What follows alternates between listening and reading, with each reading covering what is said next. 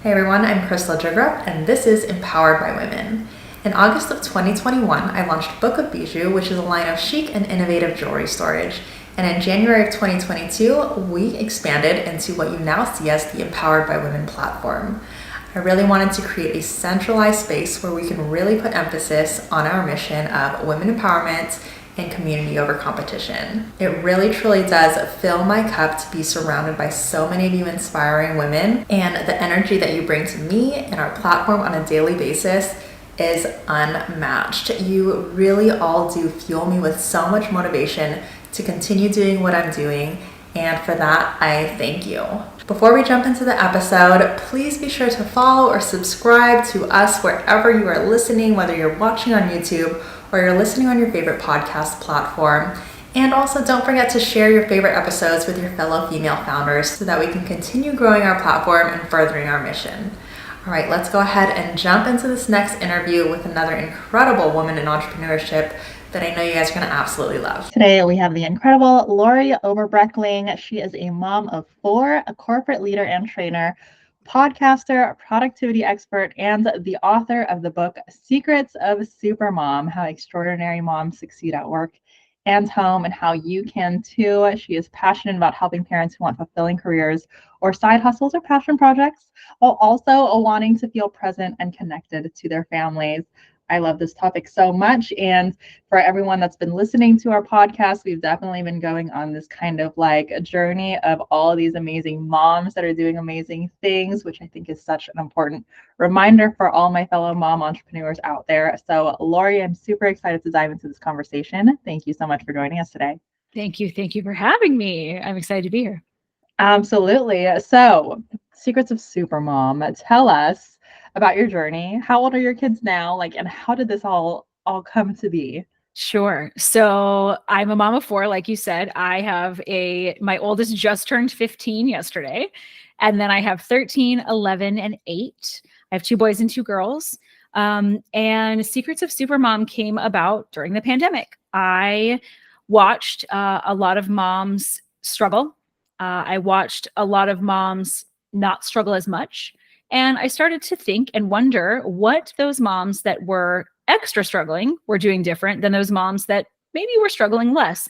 What were the moms doing differently?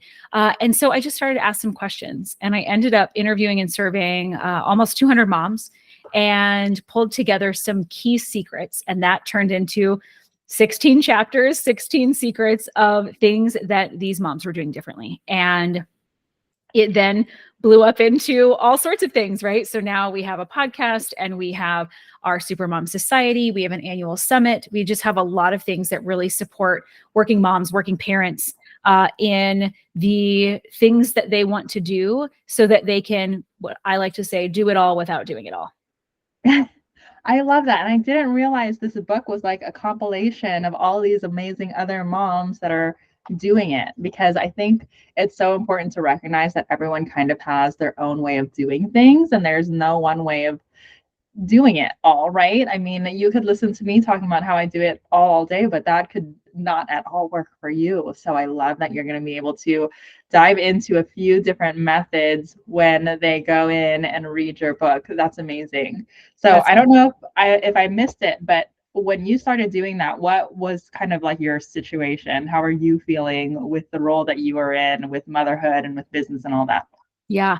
So I have worked in corporate America for years, over 20. I've been in corporate America for a really long time, and didn't really have an intention to leave it.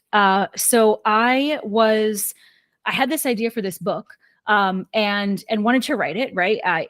Sometimes those ideas, it was like Big Magic Style by Elizabeth Gilbert, right? Where this idea just sort of came, and it was like, if I don't use it, someone else will get it. And so I must use it.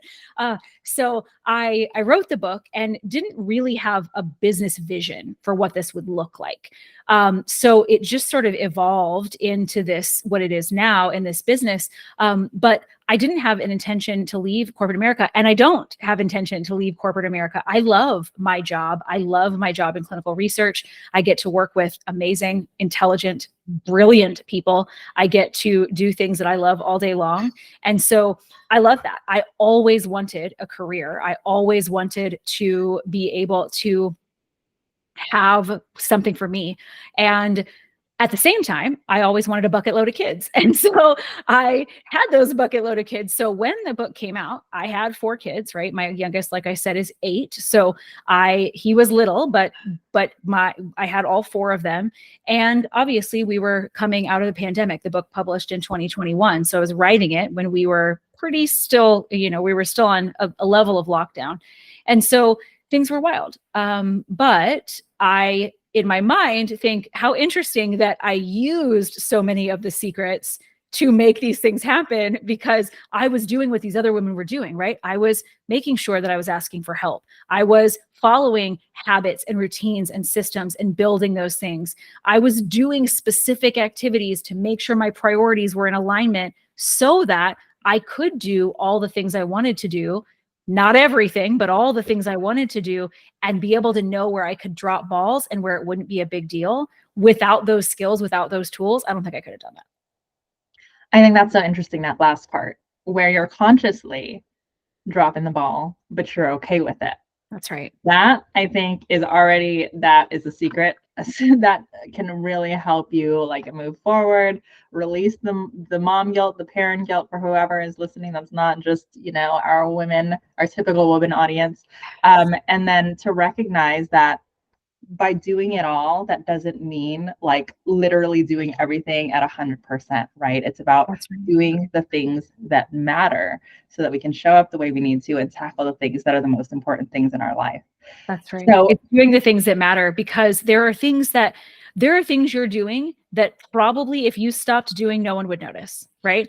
There are things that you're doing, if you stopped doing for a short period of time, no one would notice. So there are things that we can stop for now, right? I always love to say, okay, if I have a goal and it's a big goal and it's going to take a lot of time, I probably am going to have to put some other things on the back burner.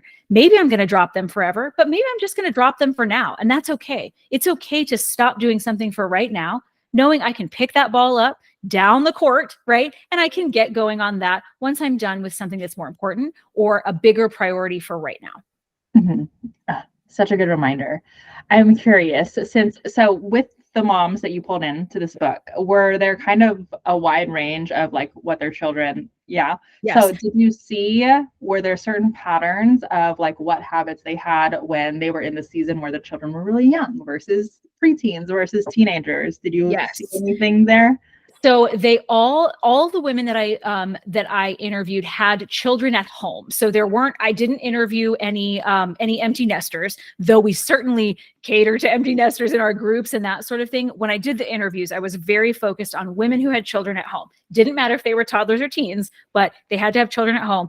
But they also had a variety of working examples. So some were working outside of the home, some were working full-time inside the home, some were working part-time, and some were not working an outside job. They were stay-at-home moms for, or used some sort of term that meant that. And so all of those differences, I think, were different because there were moms that relied very heavily on help, but some of them were relying on help from other adults in their life when they had toddlers versus relying on their actual family when they had teens, because they were relying on teens to do things that teens can do, the toddlers can't. So there were differences there. I think the concepts were the same, but the strategies were a little bit different. Schedule of your life looks different when you have teens versus when you have toddlers, right? As far as maybe your sleep schedule or your eating schedule or your activities schedule, your driving around schedule. And I did ask the women to talk about their pre-COVID experiences also, right? I wasn't just asking what they were doing in the middle of COVID. I was asking, what did you do before? What strategies worked for you? What didn't work for you? Did you use a planner? Did you, right? We gave some examples. We let them provide open comments to things. And so it was interesting to see all of that pull together, and that even though it might look a little bit different, a lot of the concepts are still the same. Yeah. So I'm curious, just for my own sake, since I have a 6-year-old and a 4-year-old, what were the common themes for any women that had younger children that were still in the elementary school age? Yeah, I think there were we talked a lot about routines and systems, right? So having a day that's wildly different every single day seems like that should be fun, but we know that the women that were feeling like they really got the things done that they wanted to get done, felt really in control of their schedule, felt power over the life that they were living, had routines and systems. They maybe not super strict ones, but they had those systems that worked for them. So maybe it was an after school routine, maybe it was a morning routine. Some of them had evening routines, but these consistent things that helped them feel like, okay, I know what to do now. And basically what we found is that it is allowing them not to use that decision-making and willpower for things that don't matter as much, and being able to save that, getting in that system and routine to save that for the stuff that's important, for the things you really want to be thinking about, the things you really want to get your brain involved in. Yeah, I like that because I don't think people recognize like that part of it. It's just removing that energy that you use to like plan everything out, but really just allowing it to be muscle memory, right? Like, oh, because this happens, this is just the natural next step. And it really clears your mind for all the millions of other things that we've got going on a daily basis. And I love that you included that caveat that it doesn't have to be like strict, because we need the flexibility, especially as moms with young children, right? We don't know what the day is going to look like. My daughter's actually sick today, so she's home from school. So there's always like wrenches that are going to be thrown at us that we need to be able to deal with and work around. So I am going to have to dive into this book and read everyone's stories. So for you personally, and at that time, you said your youngest was 8. He's 8 now. So he was what, now. 4, okay. I think 3.5. Mm-hmm. So what were kind of like your biggest, I guess, routines and systems at that time compared to like, what does it look like now that you're in this newer season with slightly older kids? Yes. Habits, routine, systems were still number one for me. So that's the very first chapter of the book. That's how important it is. The very first secret is the secret of habits. So those were really important to me.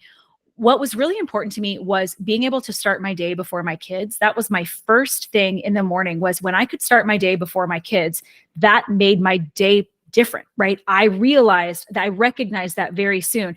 Well, what that meant for me was waking up earlier and earlier and earlier, because I had very tiny humans that woke up very early in the morning. So I still, to this day, have a 4 a.m. wake up. That's when I wake up. But I started that because of the system that I needed to be up before them. And if they were going to wake up at 5, then I needed to get up at 4. And I don't recommend that for everybody. That's certainly not for everyone. But that I knew that part of my routine in my day was so important to getting me on the right track and feeling different about the entire day, that it was that important, right? It was important enough that I could go to bed earlier to get up earlier, because it was that important. So that was one of the really big ones that I used. The one that I struggled with the most was the secret of help. And that one took me a long time to finally realize that I can and should ask for help, that I am allowed to ask for help. I do not have to live in the mother martyr sort of life. I do not have to have the martyr mentality. I do not have to actually do everything. I can ask for help. I can share the load. I can take things off of my plate and not keep the responsibility, but I can actually fully hand them over and it will be just fine. So there are a lot of things that I progressively have let go over the years, and that it's made a massive difference in my mental and emotional health, right? Just feeling calm, feeling like I get to do all the fun things that I want to do without feeling just wildly overwhelmed about everything, because that is how I felt for a long time. Okay, I know you're all well invested into this episode so far, but I wanted to just take a quick moment to tell you all about Cast Magic, because this tool has been a lifesaver for me and the Empowered by Women podcast. And we don't like to gatekeep around here, okay? So if you also have a podcast, a YouTube channel, or really produce any kind of long form content, you really need to introduce Cast Magic into your life if you haven't already. It used to take me forever to find specific clips, create captions and titles and descriptions, and all the things that come with running a podcast, but Cast Magic has made that 10 times easier for me. And as a mom with a very busy schedule, I am all about simplifying and streamlining my to-do list. So seriously, save yourself some time and even multiply your usable content and download it ASAP. The link will be included in the show notes, but let's go ahead and get back to this awesome interview. And you know what's crazy is that there are actually so many people that are wanting to help us, but they're kind of like waiting for that opportunity to get to do it because they either don't want to overstep their boundaries or they don't even know that you need help. But especially when you're building something and something as beautiful as what you're doing with the Secrets of Supermom book and all the work you're doing to support other moms, there are so many women that resonate with what you're doing and that would love to jump in and be like, how can I support you? Yeah. And we don't And know it's that true. until we ask the Well, question. yeah. And it's so funny because, like, if a neighbor asks me to help with something, right? Like a neighbor asks me to go get their kids, or a neighbor says, I've got to take a kid to the hospital. Can all of my children come over? I am thrilled to be able to help them, right? I want us to live in a community that we can help each other. And I am happy to do it. And I have always been happy to do it. But for some reason in my mind, I asking for that help was a burden. Like I Mhm. was going to be a burden to people.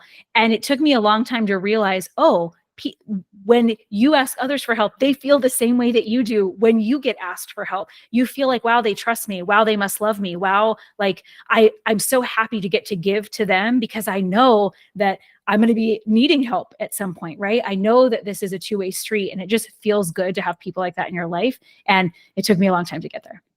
I think that concept can just be like applied to everything, right? Especially like when you're building a business, like we get nervous. And that goes for everyone, whether you're like 20 years in the business and you're like taking the stage for the 100th time, people still get nervous and people still have routines where they're proactively now they know, right? Now they know how to prepare themselves and to calm their nervous system before they start taking the action.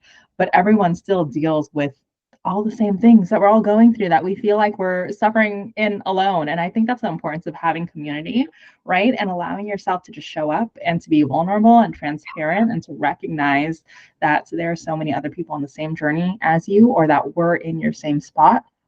And it's totally normal to feel all the things that you're feeling, and there is support available for you. And I think feeling that connection with those other people, right? When you get vulnerable and you say, oh my goodness, I cannot do this by myself, then other people go, yeah, I can't either, right? Yes, we can help each other. Yes, we can feel, and you just feel so much more connected and real with people when you're allowed to say that, when you feel allowed to say that, right? So obviously our platform is all about community. So do you have any guidance for maybe the people that don't have a lot of family around or they don't even know they don't have that community already kind of like embedded in their life? How can they start building that community? Yeah. I mean, that's one of the reasons that we created the Supermom Society, because we knew that not just accountability, but community made a huge difference for women, right? Being able to ask questions. So we're very focused on productivity and planning and goal setting and those sorts of things. But whatever it is that you're focused on, let's say you're starting your business and you're very in the very early stages, or you're starting your business and you're trying to really up level your marketing, or you're starting your business and you're many years in and you really need a focused thing. It doesn't matter. You can find those people. If they're not in your real tangible life in your city, you can find those people online. You can find those people in groups, right? Like yours, like so many people, we are able to connect with those people. And I think that it's as easy as a Google search now. It certainly didn't used to be, but now we get to do that. We get to search and find those people that we can connect with. And I think that, I mean, I have people that I am online friends with that I have met never in real life, that I've met one time in real life. And I still feel like I could call them, text them, WhatsApp them for any of these things for any reason. And it just feels so good to have those people around you to bounce questions off, to check your ideas with. Just, it feels like you're not doing this alone, because entrepreneurship can feel very lonely, especially Mhm. if you are like starting an online business by yourself, right? You're employee number one. It can feel so alone, or you can feel so alone. And it's just so nice to have those people with you. Yeah. Oh, so good. Such great tips. Okay. So you are also a time management coach, which I think is we all need one of those in our lives. And so you have these systems in place, but what other things do you do to really manage the time that you have, the very limited time that you have, the same 24 hours that all of us have, but to really allow yourself to do it all? Yeah. Yeah. I mean, certainly there's some mindset that goes with it, right? When we say, "Oh, I have to do it all." And you mean it, right? Like you mean you have to do everything and you are not going to ask for help. There's some mindset that we break down, especially in coaching, because we definitely don't, and we just think we do, and many of us do, right? Many of us grew up feeling that way. We went through school feeling that way, and we're still as adult humans with other humans around us, we feel that way. So there's some of that, but there's also really specific strategies. We have a very specific process to plan out our month. We have a very specific process that we use to plan out our week, because we know that, remember before we were talking about that willpower and that decision-making power, and how if without those systems, we just kind of like waste it for the day. Well, that's what happens when we plan willy-nilly. When we have a very specific strategy that we use every single week, we get to be strategic. We get to use all our decision-making power in our planning session. And then throughout the week, we just execute. And when we get those routines and systems really dialed in, the execution gets even better. You're better, faster, and smarter at everything. And then that's when you feel unbelievably productive and calm. Unbelievable usage of time management, but also feel totally patient around your family. Like that's when the magic really, really starts. So it's that combination of mindset and the true skill strategies. I think that's great. I think that's really, this is a perfect episode, because it's building on our previous episode where we were talking about having calm as your superpower. And I cannot tell you how many times where I've just had like a busy day and it's been like nonstop decision-making things, meetings, whatever. And then it comes to like, what do we want to eat for dinner? And I'm just like so stressed out that I can't think. And I'm just telling my partner, I was like, I need you to make the decision. Yeah. I can't even think about it. But when it's already like pre-planned, it's like, okay, this is it. Let's do it.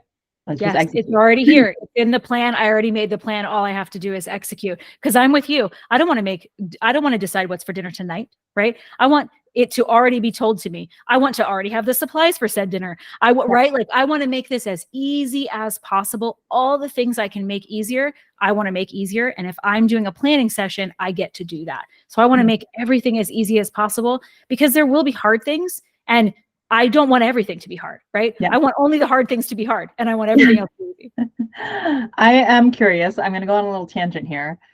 Do you ever use AI to help you with your planning?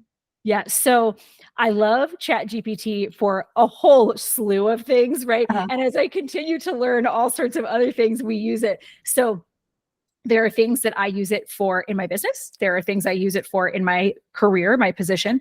And then there are certainly things that I've used it before randomly. So we have a friend that shared with us some kind of prompts on how to pick chores for your right age groups. So like chores that, like the ChatGPT will search the internet and find appropriate chores for an 8-year-old, appropriate chores for a 15-year-old.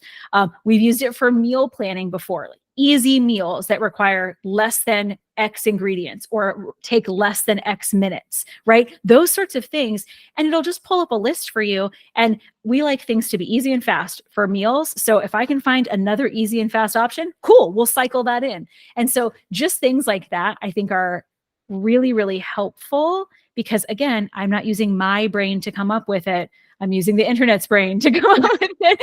And then I can just follow the plan. And that's kind of like, that is just another avenue to ask for help, right? Or you're not taking on the full load. So that is something that's been on my to-do list. I was like, I'm going to try out this like AI meal planning thing, because I've heard that people do it.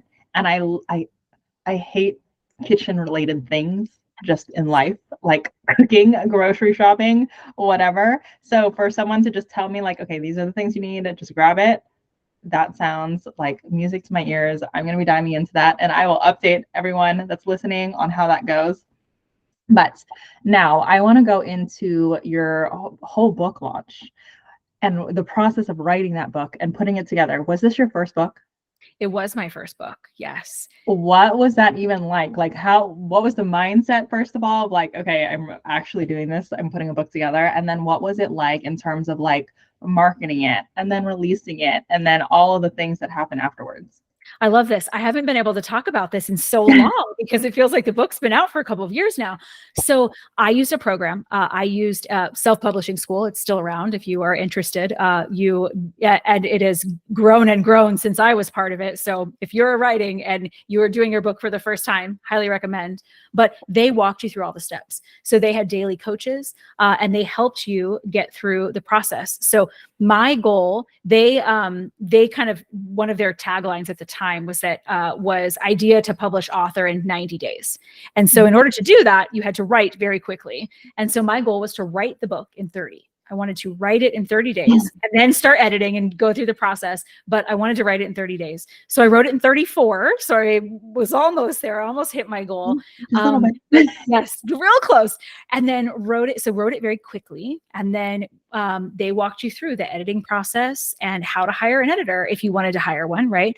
They walked you through how to create a book cover and who and what companies did that for you, how to hire that, how to hire a formatter, because somebody makes the words inside the book look the way that they do, right? Somebody does that in a graphic design way.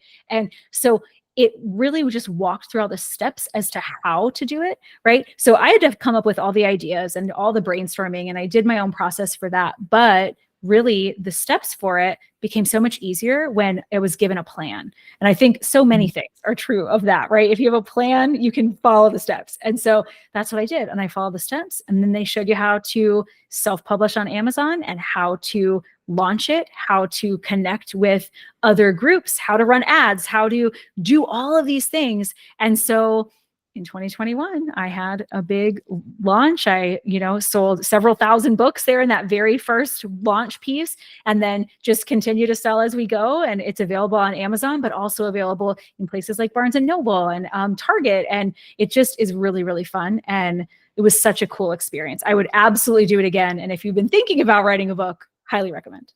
I love it. I love that, like the way that you just described the whole process, like you made it seem very accessible. It's accessible. And then when people think about writing a book, they're like, I don't even know where to begin. But this whole like finding the help and putting the plan in place is very on brand for you. Yes, right? We find the help, we get a coach that knows what we're talking about, and then we get to walk through the process. Exactly. And you can always customize, right? You can always tweak things, but it's so much easier to get a plan and tweak it to fit you than it is to come up with that plan on your own, especially when it's something you've never done before, right? If you were trying to get really good at basketball, you probably wouldn't be like, I guess I should just go figure out how to use this ball, right? You'd get a coach, you'd hire someone, you'd read some books, you'd try to figure out what to actually do. And I think that's true of so many things, and writing a book is just the same. I think that's that's been something that's very top of mind lately for me, is really knowing when to invest in yourself and into your business and finding mentorship so that you can truly collapse time. So another little tangent that I want to go off on, what kind of advice do you have for the people that might not have the resources quite yet to start investing? What can you share with them? Yeah. I always say that you are either going to spend money or time. So if you do not have the money and absolutely no way to make it, right, then you get to spend time. So you get to take longer, but you can do anything for free online. Everything that is taught by any coach anywhere can be learned online for free, as long as you are willing to dig, search, Google, make notes, really get into it, right? So you can Google, right? You can find checklists, you can find, and that is exactly what I would do. I would just start making Google my best friend, or ChatGPT even, right? Make ChatGPT my best friend. And I would start asking the questions, how do I write a book? How do I self-publish a book? And I would start digging down those rabbit holes, right? Asking the next question and the next question. And that's where I would go. And I know that my time would be spent, but that I could do it. That is such a good answer. And I like that you said that you get to spend. Yeah. Right? It's a choice. It's a constant choice. Right. Just like how you show up in a relationship, right? The way that you show up in a business is a choice. You're choosing to make that commitment. You're choosing to continue showing up and to take the next step. Or, well, obviously our audience is mostly business owners. I don't know if your audience is mostly business owners, but even just in the way that you approach motherhood and, work your 9-to-5 job, if you have a 9-to-5 job. What have been like the biggest, you make it sound so easy. Not easy. So what have been your biggest challenges in terms of like the whole book process, you make it sound so easy, but like launching it and getting those sales, I follow quite a bit of Facebook groups for like writers, because now I'm writing a book of my own. And there's a lot of difficulty, it seems, in terms of marketing and actually getting the sale. So what difficulties have you found in just the process of writing and then launching and marketing your book, and then also in building your community afterwards to really keep building that momentum? Yeah. Getting in my own way is probably my biggest struggle. It really is overthinking things, thinking maybe this would work, but what if it doesn't? Right? Stop. No, done. Like, if you think it might work, try it. Right? That is what I tell myself. That is me talking to myself. If you think this might work, try it. And then you get to decide if it does. You get to track metrics, you get to experiment, you get to see. And if it works, amazing, do it again. And if it doesn't work, awesome, try something new. And really, it's about me getting nervous about things, wondering what people might think, wondering if it will really work, wondering if it's worth it. And when I can stop all that talk and I can just say go, when I can just take action, that's when things are much more magical, right? Because all the things don't get in my way. I get to just use the data and say, I'm totally going to do that again. Or, that didn't really work as well as I thought it would. That's okay. I'll try something new. And so that I think has been my biggest thing with marketing. I think it really is finding your audience in the right place. So sometimes, I can be part of summits and bundles and experiences and get a ton of women that are my perfect woman, right? Like the woman that just connects with me. She either has a business or she has a career. She's got children. She's got children at home. She really just feels a connection with me and the concepts that I teach. And so sometimes that really happens. And then sometimes we don't have a connection at all. Something is off. It's not the right audience. And so I just get to keep experimenting and finding more and more of the right women. And I think that's been true with marketing. I think that's been true with building my own community. It's really finding the right places that have the women that we think the same, we feel the same, that we really feel connected, and that they think, wow, I think she can totally help me, right? That's what we want. Someone who goes, oh, I think she can totally help me.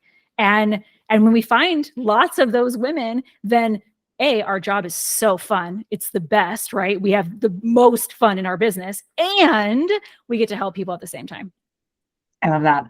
Do you have kind of like a preferred, like this has been like your magic avenue of building your visibility in terms of the book and in terms of building your community? Because you mentioned summits, but has that kind of been like your main avenue of really raising awareness? Yeah, running my own summits has been my most successful route. Yes. So running summits on my end. Participating in summits has absolutely been successful for me. I've certainly connected with a lot of women in that way, but running my own summits and challenges have been the biggest thing for me, that have allowed me to connect with a lot of women really quickly and have them connect with me in a way that they really can't and don't in any other way, right? When you get to spend 4 days straight with someone in a challenge, or 4 days straight with someone in a summit, you really kind of get their vibe, and okay, I want to keep working with her, or nope, she's not my cup of tea. I'm going to go find somebody else.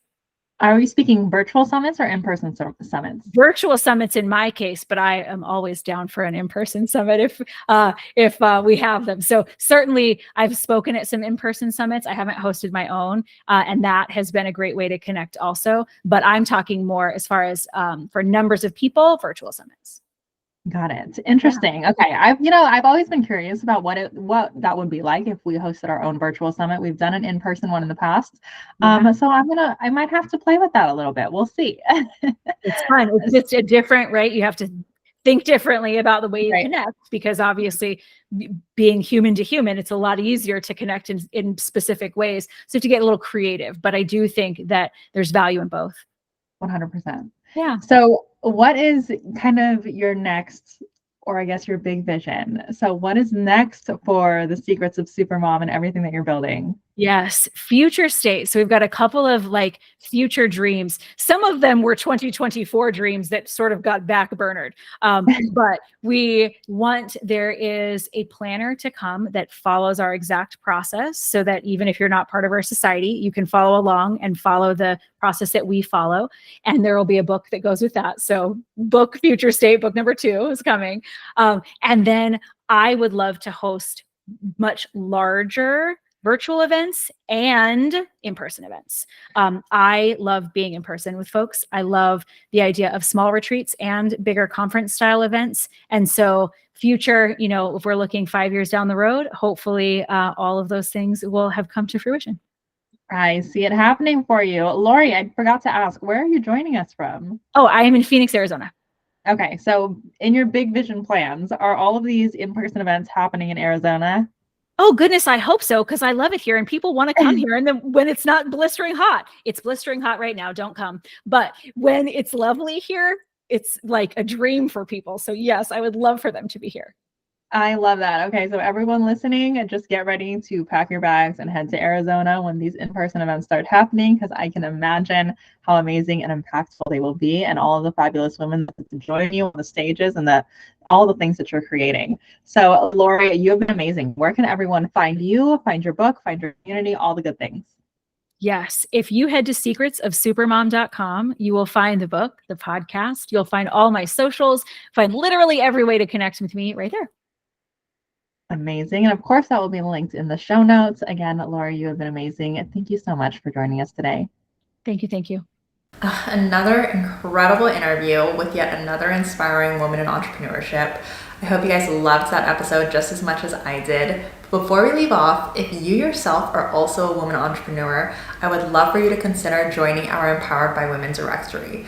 We're looking for women-owned product and service-based businesses in the US to help us build the go-to place for our communities to find local women to shop with and connect with, and we'd love for you to be a part of it. All of the details can be found on www.empoweredbywomen.com/apply-directory. Of course, that's going to be linked in the show notes below, and you're also welcome to reach out to me anytime if you have any questions. But other than that, thank you again so much for joining us, and I will see you in the next episode.